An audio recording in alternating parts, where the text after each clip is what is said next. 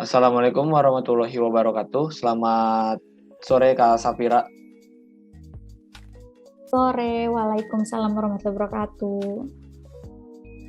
Gimana kabarnya Kak Safira? Sehat kah? Alhamdulillah baik. Bang Abu sendiri gimana nih kabarnya? Alhamdulillah baik. Kalau boleh tahu Kak Safira lagi sibuk ngapain ya? Sekarang lagi sibuk kerja, kuliah, sama organisasi sih paling. Sibuk banget ya. Ya, Alhamdulillah walaupun agak pusing. Oke. Kalau kayak gitu, di sini kita mau bawain podcast ya Kak Safira ya, yang judulnya itu Kuliah Offline Siapa Takut. Nah, kan kita sering nih kuliah daring dan bentar lagi kita bakal ngelakuin yang namanya kuliah luar jaringan atau luring ya, kayak sekolah dulu aja lah. Kita balik ke zaman sebelum pandemi. Nah, sebelumnya Kak Safira ini tahu nggak sih definisi luring dan daring itu sendiri? Kalau dari sudut pandang aku sendiri sih definisi daring ya lihat dari bukti yang sekarang aja udah kita jalanin ya. Ibaratin kayak di mana proses belajar yang emang kita pakai internet gitu. Kayak misalnya kita nge-zoom, Google Meet, atau Google Classroom, bahkan mungkin Skype gitu. Terus kalau misalnya luar jaringan sendiri, paling ini sih kayak yang dulu-dulu sebelum kita lakuin pas belum ada pandemi. Nah, tapi nggak hanya itu, aku pun sebelumnya udah pernah baca-baca nih, ada definisi dari beberapa ahli, yaitu menurut Rosenberg dalam Alimuddin Tawani dan Najib menekankan bahwa learning atau luring merujuk pada penggunaan teknologi internet untuk mengirimkan serangkaian solusi yang dapat meningkatkan pengetahuan dan keterampilan. Nah, lalu menurut Geraldini dalam Kartika, daring memberikan metode pembelajaran yang efektif seperti berlatih dengan adanya umpan balik terkait menggabungkan kolaborasi kegiatan dengan belajar mandiri, personalisasi pembelajaran berdasarkan kebutuhan mahasiswa dan menggunakan simulasi dan permainan gitu. Oke, berarti tadi kan sempat bilang ya Kak Safira itu menggunakan beberapa aplikasi ya untuk luring. Kalau untuk e-book sendiri Kak Safira itu pakai nggak sih untuk luring? Pakai sih, tapi sebenarnya nggak sering, kalau dikasih sama dosen aja. Tapi kalau misalnya nggak dikasih nggak gitu sih. Berarti ya kalau dikasih dosen alhamdulillah nggak nyari gitu. Iya, lebih ke apa ya? Paling YouTube nyarinya gitu. Lebih suka banyak langsung juga belajar. Sih. Iya, lebih suka langsung belajar pakai audio soalnya. Banyak juga sih emang di YouTube. Iya. Baik.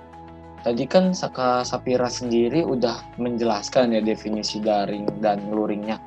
Nah, Bang Abu mau tahu dong kalau misalkan Kak Safira lagi pengen belajar tuh motivasinya tuh munculnya dari mana dan jenis-jenisnya tuh apa aja gitu.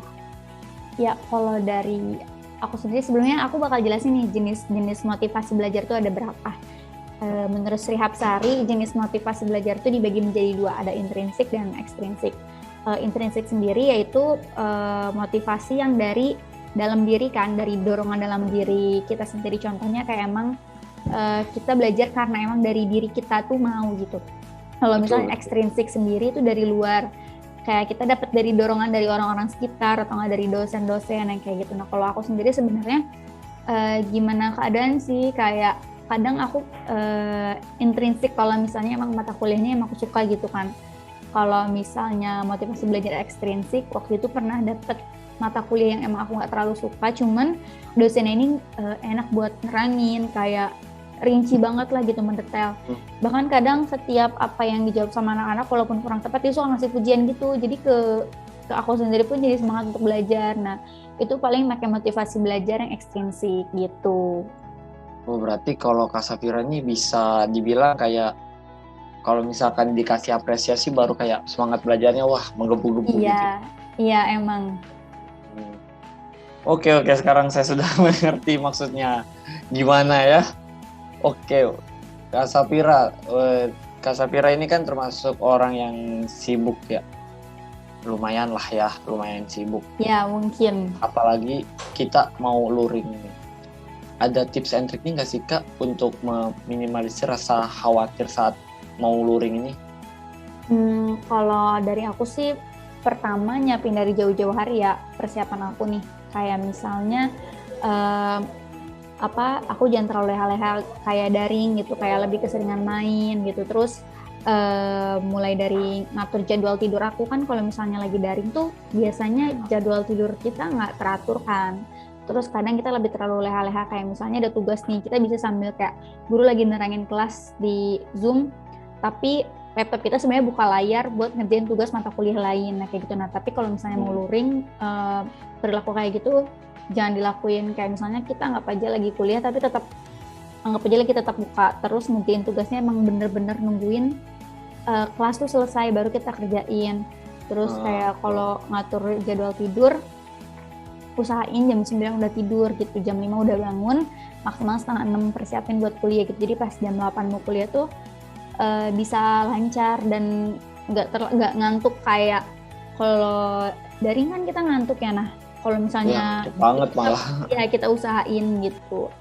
Terus paling dilakuin sih secara rutin, maksimal banget lakuin seminggu sebelum luring. Jadi biar nanti ketika kita luring tuh badan tuh nggak ngedrop atau nggak kaget gitu, nggak yang bener-bener, kan pasti kayak ibaratin kita udah terlalu sering begadang, kalau misalnya besoknya dipaksain buat tidur kan nanti tidurnya suka kelamaan banget. Nah ya, itu benar. Jadi kita coba buat tidur normal gitu dari jauh-jauh hari, biar nanti ke depannya tuh jadi kebiasaan gitu ya, walaupun agak susah gitu. Makanya dipersiapin dari sekarang, itu sih paling. Mungkin yang untuk lakukan secara rutin mungkin itu ada benarnya. Karena apa ya? Karena menurut Abu juga bisa jadi kalau misalkan kita langsung pindah dari suatu kebiasaan baru secara langsung, pasti bakal drop, pasti itu. Ya nggak mungkin nggak drop sih itu.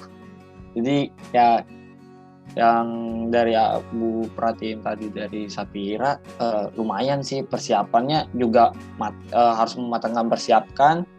Jangan terlalu sering banget yang namanya santai, kan kita udah bukan mau online lagi, kita mau luring luar jaringan. Jadi kayak ya semua harus kayak sekolah dulu atau kayak yang sebelum pandemi, jadi semuanya harus berangkat ya pagi semua. Terus mengatur jadwal tidur juga perlu banget sih itu, karena kalau kita mau offline tapi kita nggak bisa ngatur jadwal tidur, ya mending kalau ada kelas di siang hari ya kita masih bisa santai dulu lah kita, maksudnya masih bisa tidur ya, habis subuh tidur lagi gitu mungkin bisa. Cuman kalau yang kelasnya pagi kan kita udah kejebak macet dan jarak juga nggak pasti jauh gitu sih. Apalagi kalau teman-teman yang mungkin ya nggak bertempat tinggal di sekitar kampus. Kalau yang di sekitar kampus sih mungkin masih bisa meminimalisir dengan cara kita bangun pagi, mempersiapkan dulu ya dari semalam. Jadi kita bangun tidur langsung mandi, makan dan berangkat ke kampus itu. Oke. Ya benar. Ya. Baik Kak Sapira, terima kasih ya udah nemenin podcast kali ini. Iya. Semoga podcast ini bisa diterima oleh teman-teman kita semua ataupun para mahasiswa lainnya, karena yang kita bicarakan ini adalah sesuatu yang bakal kita lakuin nanti di kemudian hari begitu. Iya benar. Sebelumnya makasih banyak ya Bang Abu. Ya sama-sama Kak Sapira. Oke, buat teman-teman sekalian, jangan lupa tonton video ini dan jangan lupa untuk selalu memberikan like kepada video ini. Nah, ya udah. Akhir kata dari saya, terima kasih Kak Sapira sekali lagi. Kurang lebihnya mohon maaf. Assalamualaikum warahmatullahi wabarakatuh. Waalaikumsalam warahmatullahi wabarakatuh.